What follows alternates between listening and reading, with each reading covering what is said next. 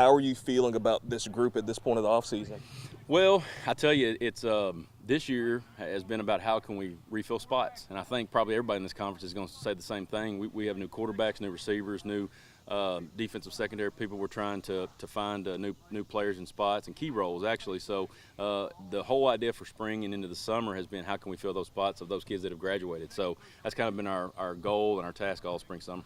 You mentioned, finding a lot of skill guys on offense. How do you think it's like gelling at this point? I think it's really well. I think we had some guys that moved up from our junior high that were decently successful. So those guys saw a lot of playing time. They saw a lot of opportunities in the spring and into the summer. So right now we're really leaning on those guys to kind of fill those roles. And so far they haven't disappointed us.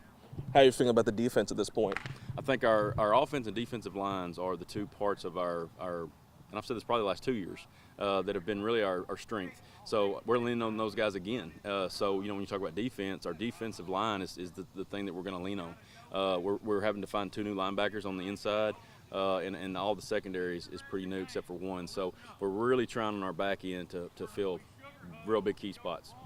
Lots of opportunity, but lots of momentum you guys are kind of generating off the back of the last couple of years. I mean, just how exciting is it, just the state of the program right now? It is. I think our kids are finally kind of locked in to what we're trying to do and how we're trying to do it, and that happens over time. So I think we're to that point right now where the expectations are kind of set. The standard is what it is, and everything now is about how can we go to what we want to go, and it's always going to be postseason. So that's what we're working towards, and that's what these kids are motivated to do. So that's our end result, what we're trying to get to. What are some other things you want to accomplish before the benefit game? We have a quarterback. Like I said, we graduated a quarterback offensively. We graduated receiver offensively.